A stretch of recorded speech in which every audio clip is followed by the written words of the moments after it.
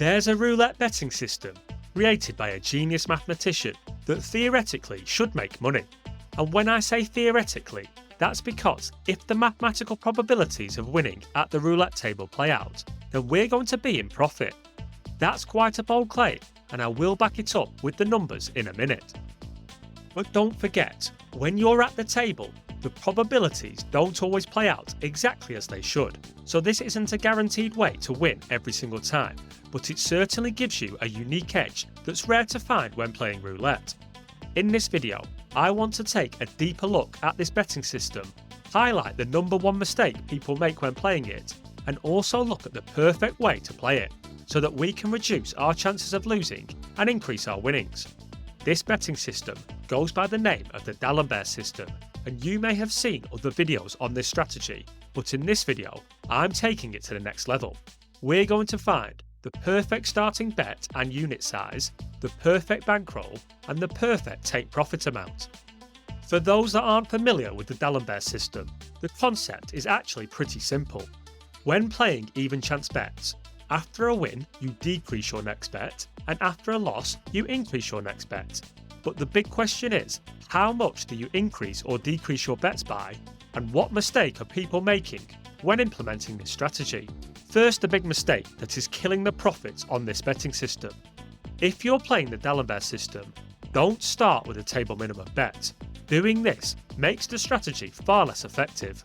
That's because if you win your first bet, well now, you can't decrease your bet like the betting system suggests.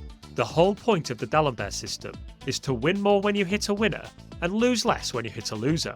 If you're not able to lower your bet after a winner, then this defeats the entire purpose of the system. If you've seen any videos of me playing the D'Alembert system, I will stop playing when I hit the table minimum bet. Before we jump into what I think is the perfect starting bet amount, let me back up my earlier claim that by following this system, we can make money when the true probabilities play out. On a single roulette wheel, if you were to bet on the colour black, you would have 18 out of 37 chances to win. As a percentage, that is 48.6%. So in other words, if you were to place this bet 100 times, you would expect to win 48.6 times. Let's give the casino even more of an edge and say we win just 48 out of 100 times. In this example, let's say we have a starting bet of $20 and a betting unit of $5, meaning that we increase and decrease our bet by $5. Just for pure simplicity, let's assume we lose and win alternating bets, and so we bet $20 and lose, bet $25 and win, bet $20 and lose, bet $25 and win, and so on for 96 spins, so that we have won and lost 48 times each. As per our probabilities, we lose the last 4 spins, so that would be lose $20, then lose $25, then lose $30, and finally lose $35. Now we have our 48 wins and 52 losses. What's incredible to see after we calculate our total wins and total losses is that despite losing 52 bets and winning 48, is that we have more money than we started with.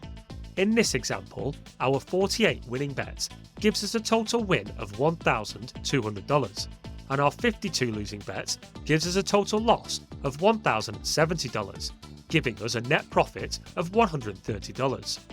I gave the example of winning and losing alternatively, but the combinations of wins and losses doesn't change the fact that 52 losers and 48 winners, when using the D'Alembert system with $5 unit bets, will mean we win $130. Now your betting unit amount is going to be dependent on your risk level. For me personally, $5 is perfect. Winning $130 over the course of 100 spins is enough for me, and I don't want to tempt fate by getting too greedy. You could lose the first 52 spins in a row and the next 48 are winners, then you'd still be $130 in profit. But that leads us nicely to our next predicament. It's highly likely we will have lost our entire bankroll before we reach 52 losses in a row. What should our starting bet be so that we can stick with our system and not lose our entire bankroll if we were to hit an extended losing streak? Playing on a single zero roulette wheel, the probability of losing 6 even chance bets in a row is just under 2%.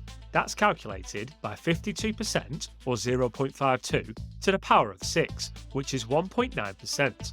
A pretty rare occurrence, but not rare enough in my book. We can drop that percentage down to 0.5% when we calculate the probability of losing 8 even chance bets in a row. I like those probabilities, so let's consider the bankroll we would need if we were to lose 8 bets in a row starting at a $20 bet.